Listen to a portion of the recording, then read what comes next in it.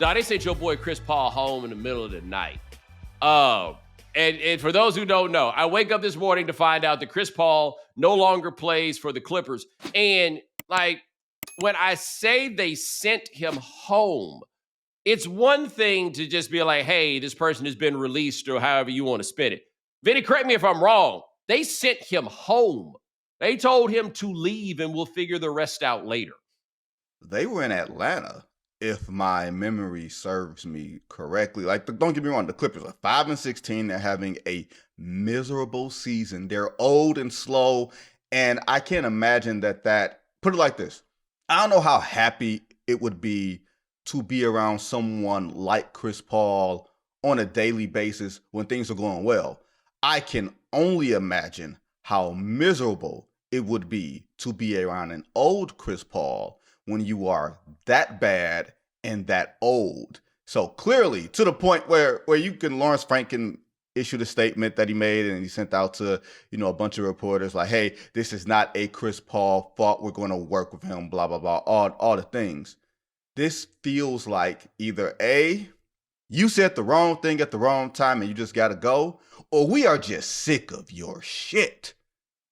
We are sick of you being Chris Paul and you're not good enough to be Chris Paul anymore, and we don't have the tolerance to take you being Chris Paul anymore. All right, so let's think about a couple of factors here. Number one, you correct me if I'm wrong, but I don't really think there's much dispute here. He's the greatest player in the history of that franchise. He and Blake Griffin together are the most important players in the history of that franchise, as they are the two that legitimized their franchise for the first time. Blake Griffin with his rookie year actually making us care, and then Chris Paul's arrival actually making them like a legitimate team. They helped build this building that they're playing in. The fact that we talk about the Clippers at all, right? That they come up. There's a whole generation of fans like that are actually adults right now who cannot understand what the Clippers meant to me and you growing up, right? Like this, the biggest laughing stock in Big Four American sports. This is what they were. He's that guy. He matters to that team. I don't know exactly how the team feels about him because he bailed and it got kind of weird, got weird at the end of the first time. However, you don't really send this guy home given that history. They sent him home. Get out. We can't take it. And it can only tie into what you talk about, man. He is an exhausting guy to be around. Because let me tell you what this isn't going to do. This isn't going to make the Clippers any better. He's out here getting DNP CDs. Like, it's not like he has to play. And by the way, he's playing terribly. But it's not like he has to play and now they got to take him out so they can get somebody else. No. They just want him out of there. They told him to call Tyrone and tell him, come on, help you get your shit. I am fascinated at what they hope to accomplish by bringing him back in the first place, right? Were we ever sure that he and James Harden patched things up in real time? Because I'm not sure that things were ever, oh, we cool, we back good again.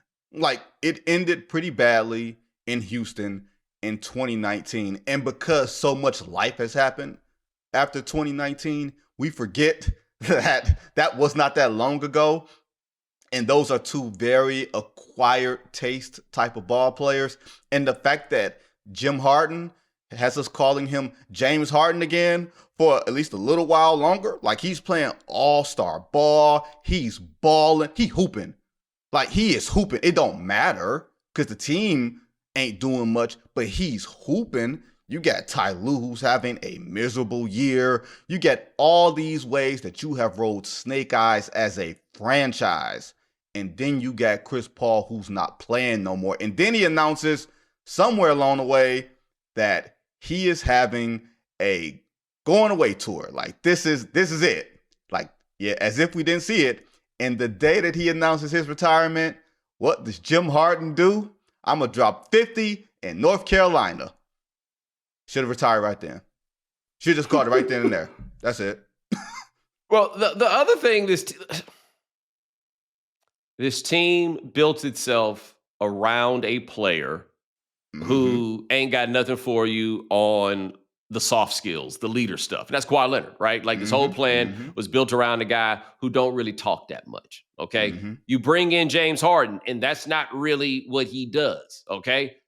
I imagine that if I'm Chris Paul and I get in and I look around this team, and you know what that team sounds like it needs, even as old as they are, it still looks like it needs a grown up now, doesn't it? And Chris Paul, if he is nothing else, is a grown up. Not always a likable grown up, but a grown up. And he was like, yeah, I'm going to be that. Except the problem for Chris Paul is, and it's so weird, people in real life seem to like Chris Paul a lot.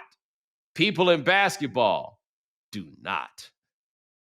It is one of those things where for Chris Paul to be at his height, like literally, not like the height of his career, but at his height, you have to be a special type of ball player to make it in the NBA. Like, I don't think we give it as much credit because of all the nonsense that, or not all the nonsense, because of the conversation that has been around Chris Paul, because of the places that he has not gone. But the fact that at 6 feet nothing, and as someone who used to have hops, like good enough hops that could make you dunk on Dwight Howard, and then you lose that early in your career, you have to turn yourself into a completely different ball player. You have to be a special type of ball player just to get to the NBA at 6 feet nothing. Then you have to be a different type of animal to be an excellent ball player. Like, Bo, just legitimately think about this. The list of 6 feet nothing players who are undeniably better than Chris Paul, I'd probably say are two. Isaiah Thomas. Allen Iverson. Who's not? See, that's if nothing else, AI showed up. Yeah. So the thing with this is why this is interesting to me. Okay, Iverson obviously was the best player on a team that went to the NBA Finals, which Chris Paul has never been. Right. Right. Iverson was not, however, the floor raiser that Chris Paul, like 2008 Chris Paul probably had a better basketball season than 2001 Allen Iverson did. Like, I think 2008 Chris Paul should have been the MVP that year. I understand why he wasn't, but 2008 Chris Paul, and this is before the knee injury, which you talk about, which is a kind of a different incarnation of what Chris Paul was before then. I can say this. I'm not saying that Chris Paul is better than Iverson. I'm saying, though, that there is an interesting discussion to be had about that. Keep in mind, Chris Paul's still in the NBA at 40, and at 32, Iverson was cooked.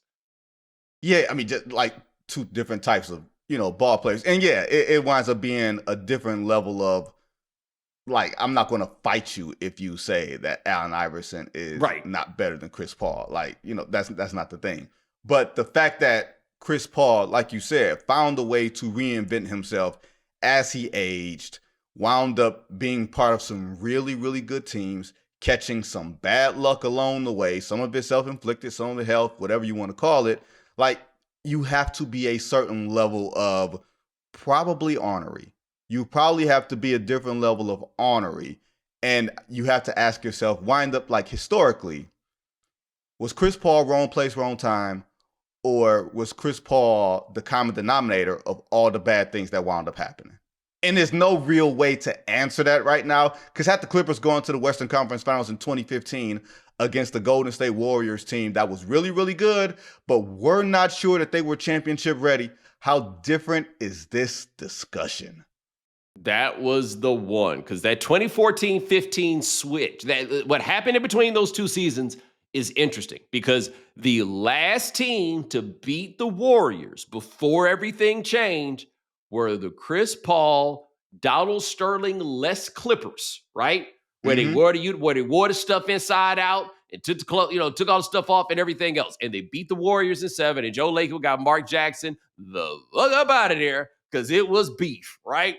And then next thing you know, the Warriors are everything. And for people who don't remember, the Clippers were up 3-1 on the Rockets in the second round of the playoffs, and they are up big in Game 6. And led by Josh Smith with James Harden on the bench in LA, the Rockets walked them down. Now, to be fair, That was a team where the Clippers starting five was the best five-man lineup in the NBA. Yep. And they had nobody behind them. And Yep. they just ran out of gas. So that's the thing to me is that if they win that series, they probably go play the Warriors and get run out of the building because it wasn't like they were any more accomplished than the Warriors were. Right. Well, here's the other thing. This is the thing that we forget. Do you remember what happened to the Clippers the year before that after they beat the Warriors in round one? Who they played in round two and how that ended up? Do you remember that? In 2014, did they play the Spurs in the second round? No, they played the Thunder. And that was the Chris Paul meltdown game in game 5 where he fouls Russ taking that wild three. And then when Russ makes all 3 free throws, and then on the last play, he gets stripped maybe by Reggie Jackson driving like he drove to like it's all these little inflection plays that sometimes you're in the wrong place at the wrong time. And sometimes it can't always be you. And that's where it has gotten. Because think about how many players have played as long as Chris Paul and have been as great as Chris Paul, but have never gotten over the hump. Usually you wind up by hook or crook getting something. Like it's the Karl Malones, it's the John Stocktons, but the list ain't that long. Like as much as the championships have gotten monopolized, usually you wind up like Clyde Drexler found the way. He was an unlucky player, and then he was no longer unlucky. David Robinson was gifted Tim Duncan. Like the one gripe I have sometimes about John Stockton is you can't just be 16 and 12 all the time. It can't just be I'm taking the playbook and executing it properly and I'm not adjusting to whatever the game is calling for. Chris Paul can probably execute the game plan before life alters it as well as anybody in the history of the game, right? What happens, but playoff basketball is inevitably what happens when the game calls for you to be something different than what you plan for.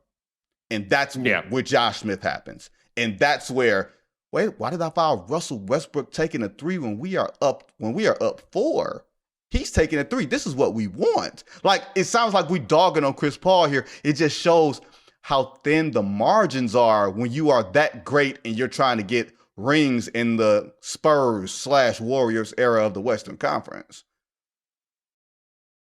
To this day, and this cannot be ignored no matter how analytical the game gets and everything else, ain't no more skill more important than going and getting buckets. A bucket, but I can go get buckets. Boys, I got 35 for us tonight. And Chris Paul, in his way, could do that.